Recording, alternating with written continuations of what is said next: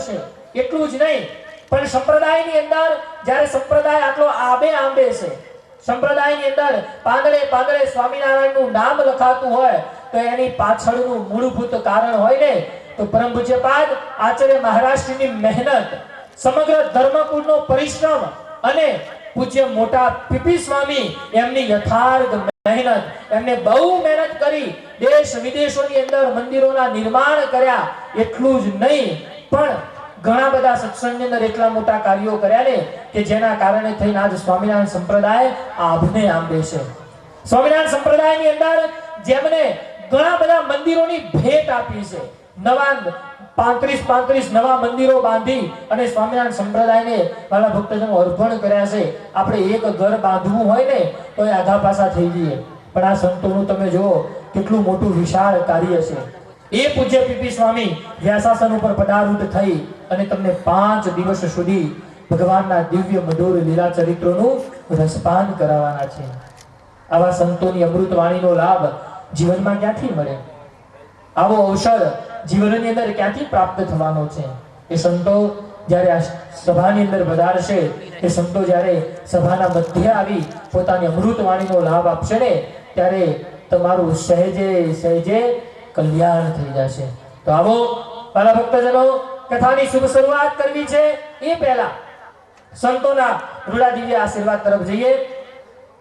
આપણા દિવ્ય પ્રસંગની અંદર કાલુપુર મંદિરથી પધારેલા પૂજ્ય સદગુરુ શાસ્ત્રી સ્વામી ધર્મ સ્વરૂપદાસજી સ્વામી અહીંયા પધાર્યા છે. વિનંતી કરીશ અત્રે આવી પોતાની અમૃત વાણીનો લાભ આપશે પૂજ્ય સદગુરુ શાસ્ત્રી સ્વામી ધર્મ સ્વરૂપદાસજી સ્વામી, અમદાવાદ કાલુપુર.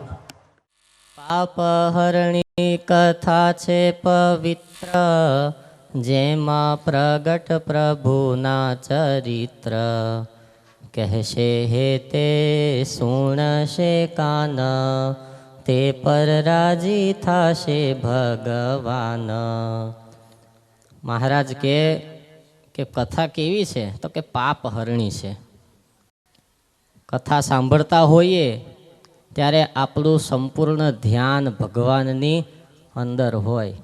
મંદિરમાં તમે જાઓ દર્શન કરવા માટે, માળા કરો, દંડવત કરો, પ્રદક્ષિણા કરો, ધ્યાન કરવા ત્યારે તમારું ધ્યાન ભગવાનમાં રહે.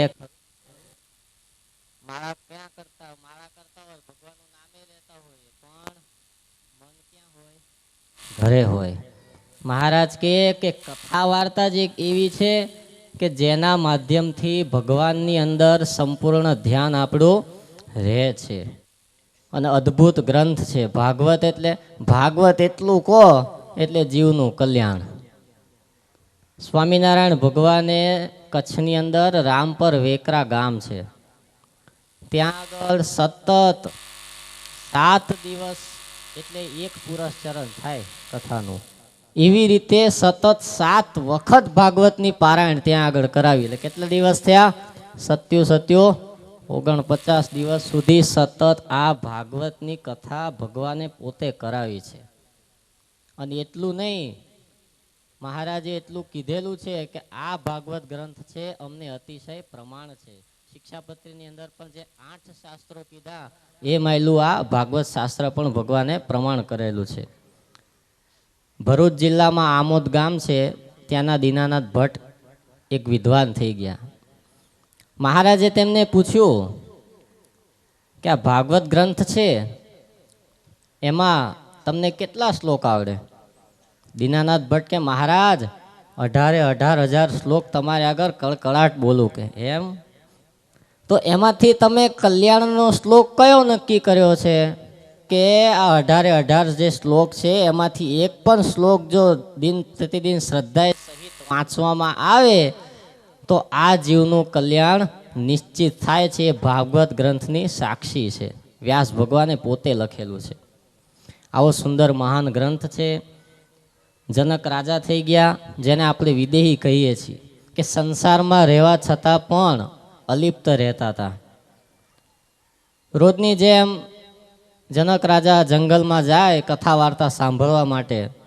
એક વખત ઋષિ મુનિઓને થયું કે લાવને પરીક્ષા તો કરીએ કે આ જનક છે એ રાજ્ય લઈને કથામાં આવે છે કે રાજ્ય મૂકીને આવે છે, ભડકે બળી બળીને નીચે પડે છે. ત્યારે જનક રાજા એવું બોલ્યા હતા કે મિથિલાયામ પ્રદીપ્તાયામ ન મે દહ્યતી કિંચન, કે આ મારી મિથિલા નગરી, એમાં મારું કશું બળતું નથી.